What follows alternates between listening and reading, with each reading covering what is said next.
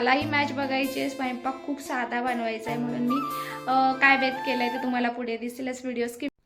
Hi hello नमस्कार, मधुराणीज ब्लॉगमध्ये तुमचं सगळ्यांचं मनापासून स्वागत आहे. आणि हा ब्लॉग येतोय सॅटरडेचा. म्हणजे रविवारी रंगपंचमी होती आणि अनुची स्कूलमध्येच रंगपंचमी झाली. तर छोटीशी क्लिप होती ती मी पुढे ॲड आधीच केली आणि त्यानंतर आता संडेचा व्हिडिओ चालू झाला की आमच्याकडे रंगपंचमी रविवारी होती. तर बघा, मुलांची सकाळपासूनच इथे रंगपंचमी खेळायला. मी त्यांना बोलले होते की रंग तरी तुम्ही आत्ता खेळू नका, पण काही ऐकलं नाही. असो, तर आदल्या दिवशी लावलेलं दही होतं ना मटक्यातलं, ते एवढं भारी झालेलं होतं, तुम्ही बघू शकतात. पण गाईचं दूध असलं की दही जे आहे ते थोडंसं घट्ट नाही होत. सो चला, घरातली सगळी कामं आवरली. आता मुलांचं एवढं चाललेलं होतं रंगपंचमीचं, तर दिवस असा घालवला आणि संध्याकाळचे 5 वाजले होते. आणि मग त्यांच्यासाठी ना आम्ही हे सुके कलर आणले होते. तर म्हटलं चला तेच त्यांना देऊया, जेणेकरून कुठलाही त्रास त्यांना नको व्हायला. म्हणून मग हे कलर आणले. त्याच्या आधी त्यांची काळजी म्हणून त्यांच्या केसांना, चेहऱ्याला, सगळीकडे जे आपलं खोबरेल तेल असतं ना ते लावून दिलं, जेणेकरून लागलेला कलर हा लवकर निघून जाईल, असं त्या मॅगचं होतं. तर बघूया आता पुढे काय होतंय ते. चला, तर तुम्हाला सगळ्यांनाही रंगपंचमीच्या खूप साऱ्या शुभेच्छा. आणि बघू शकतात आता त्यांच्यासोबत त्यांच्याकडे लक्षही देणं आहे. पण म्हटलं चला आपणही थोडी रंगपंचमी खेळून घेऊया. सकाळपासून आम्ही काही खेळलेलं नव्हतं, मुलांचंच चाललेलं होतं. म्हणून मग त्यांनाही मी रंग लावायला आले, त्यांना रंगही दिले आणि इकडं चाललेलं होतं. सो बघा, बाहेर एक ड्रम भरून दिला आहे, जेणेकरून मस्त असे ते रंग खेळतील, पाणी खेळतील. जी काय मजा करायची त्यांना करू दे. वर्षातला एकच दिवस असतो या सगळ्या गोष्टी करण्यासाठी. तर मग शिवांशलाही छान कलर लावला.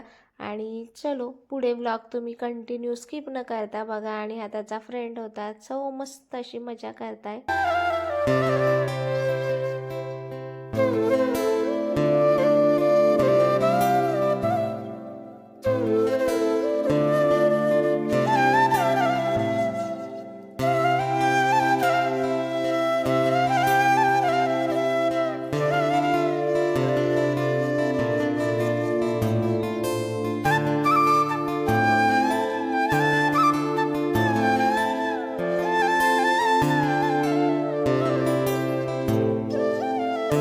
सो अशा पद्धतीने ना खूप मस्त अशी मुलांनी मजा केली आणि त्यांचा अवतार बघू शकतात. थंडी वाजते. फायनली रंगपंचमी आमची झाली आहे. आणि कसं वाटतंय शिवांश तुला? छान वाटतंय. छान वाटतंय. चला, मुलांची मस्त अशी रंगपंचमी झाली आणि का लवकर आवरलं तेही सांगते. आम्हाला बघायची आहे मॅच आणि आज सगळ्यांचं लक्ष फायनली मॅचकडेच असणार आहे. आणि म्हणून मलाही मॅच बघायची आहे. स्वयंपाक खूप साधा बनवायचा आहे म्हणून मी काय बेत केलं आहे ते तुम्हाला पुढे दिसेलच. व्हिडिओ स्किप न करता नक्की बघत राहा. चला, मॅच पण बघा आणि त्याचबरोबर ती तुम्ही पूर्ण व्हिडिओ स्किप न करता बघा. चला. तसं तर मला मिसळ बनवायची होती असं माझं प्लॅनिंग होतं, म्हणून मटकी मी आधीच भिजवली होती. आणि इकडे बॉलिंग आपली बॅटिंग चालू पण झाली. पण घरच्यांचं नंतर म्हणणं होतं की मिसळऐवजी तू पावभाजी बनव, म्हणून मग इथे पावभाजीची तयारी करायला घेतली. रेसिपी काही शूट केली नाही, कारण की सतत मी हॉलमधून किचनमध्ये, कारण की प्रत्येक वेळेस एवढे 4-6 जात होते. आणि अनुचं होतं मम्मा मम्मा 4 गेला 6 गेला, या सगळ्या गोष्टींमुळे ना मग असं होतं की चला पटापट भाजी बनवूया. सो मस्त अशी पावभाजीची भाजी पण झाली होती. आणि फक्त भाजी बनवली, पाव गरम करून मस्त. असं म्हटलं नको, आपल्याला मॅच बघूया, एक दिवस तरी स्वयंपाकातून सुट्टी हवी, म्हणून झटपट ही पावभाजी बनवली. आणि छान अशी गरमागरम पावभाजी, त्यासोबत फायनली मॅच. आणि त्याचबरोबर आज वुमन्स डे पण होता, रंगपंचमी पण होती, संडे पण होता. हे सगळे दिवस एकत्र असल्यामुळे ना आजचा दिवस असा भारी होता. आणि त्याहूनही जास्त भारी झाला कारण की आपण जिंकलो होतो मॅच. या सगळ्या गोष्टींचा खूप जास्त आनंद होता. अजून आपली फायनल म्हणजे पुढं चाललेली होती मॅच, पण आपल्याला माहिती होतं की आता काही का असेना आपण मॅच जिंकणार आहोत. सो अशा पद्धतीने मस्त असा दिवस होता. आजचा दिवस आहे ना एकदम भारी होता खरंच. चला, तुम्ही पण असं काही जर प्लॅन केला असेल, वुमन्स डे असो किंवा रंगपंचमी असो आणि किंवा मॅच बघताना खाण्यासाठी काहीतरी, त्यामुळे संडे असल्यामुळे संडे खरंच आज संडे स्पेशल झाला.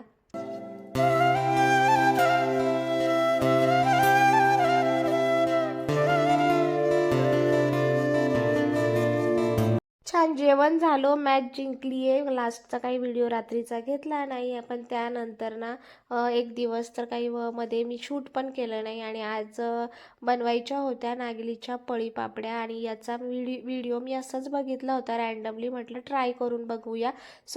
तर हे पीठ कसं बनवायचं आहे काय ते जेव्हा मी नागलीच्या पापड्या बनवेल ना त्यावेळेस सांगेल. पण ही फक्त पळीपापडी बनवण्यासाठी जस्ट मी ट्राय करून बघितलं आहे. कशा होत्या काय अजून ते मलाही माहिती नाही आहे, कारण की आजच व्हिडिओ मी सकाळी बनवला आणि आता दुपारी तर तुम्हाला येणार आहे, दुपारी किंवा संध्याकाळपर्यंत. अर्धा रेसिपी येईल, म्हणजे पूर्ण फक्त पापड्या रेडी केलेल्या असं येईल. पण तळून त्या कशा होता काय हे तुम्हाला नेक्स्ट ब्लॉगमध्येच मी सांगेन.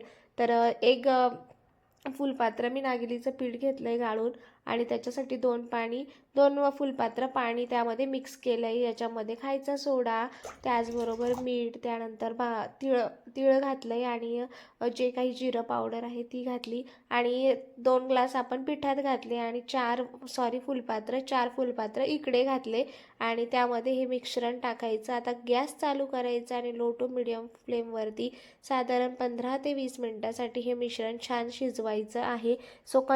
तुम्ही कंटिन्यू हलवत राहा. बघू शकतात पीठ आता घट्ट व्हायला सुरुवात झाली आहे.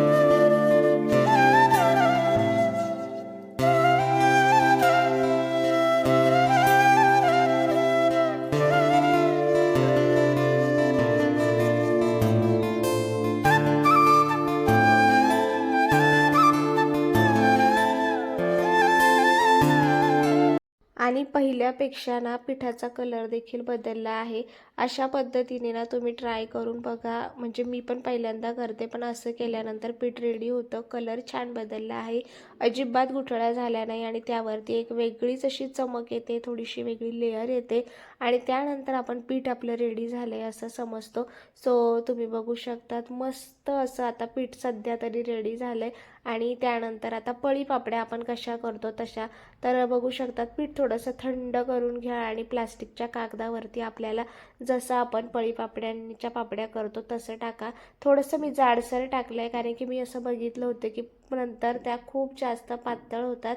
त्या हिशोबाने म्हटलं चला थोड्या जाड करूया.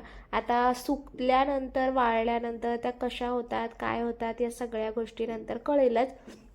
पण चला वेगळं काहीतरी करायला मिळालं आहे. एक फुलपात्राचं करून बघितलं, बिघडलं तर बिघडलं असं माझं काहीसं होतं. पण एका फुलपात्रामध्ये साधारण इथे 50 पापड्या झाल्या, मी बरोबर काउंट केल्या होत्या. आणि त्यानंतर आता हे झाडाचे 2-3 रामफळं होते, छान पिकलेत आणि एवढे फ्रेश आहेत ना, त्यामुळे ते खायला पण इतकं भारी लागतं. याआधी मी तुम्हाला रामफळ दाखवले, पण त्याची पासून काय बनवतात हे दाखवलं नव्हतं. आणि बघू शकतात इतकं आतमध्ये व्हाईट आणि इतकं सुंदर ते ना, त्याची टेस्ट पण खूप मस्त लागते. तर याच्यापासून मी रामफळ रबडी बनवत असते. आणि याला आईस्क्रीम पण आपण मुलांसाठी म्हणू शकतो, म्हणजे ते आवडीने खातात.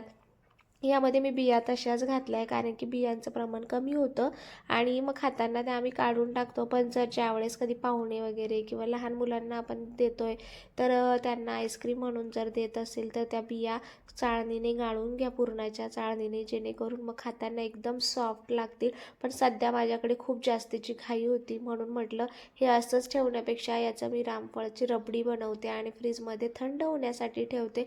इथे वेलची पूड, साखर, दूध हे सगळं ॲड करायचं, छान असं मिक्स करायचं, आणि त्यानंतर फ्रीजमध्ये ठेवायचं. तुम्ही कुठलीही बाहेरची आईस्क्रीम खा, पण त्यापेक्षा ही आईस्क्रीम खूप भारी लागते. पण त्याच्यासाठी ना ते रामफळ पण तितकंच फ्रेश पाहिजे. कुठलीही गोष्ट ताजी असेल तर त्या गोष्टीची चवही तितकी भारीच लागते. आणि जर ते 1-2 दिवसा जास्तच पिकलं आहे तर त्याची चव ती थोडीफार खराब लागू शकते. पण एकदम असं जर ताजं आणि फ्रेश खाल्लं ना तर ती चव तितकीच भारी लागते. तर असा साधासुद्धा हा व्हिडिओ होता. व्हिडिओ आवडला असेल तर लाईक करा, शेअर करा, सबस्क्राईब करायला देखील विसरू नका. आणि त्याचबरोबर व्हिडिओ बघा पुढे काय होतं आहे ते.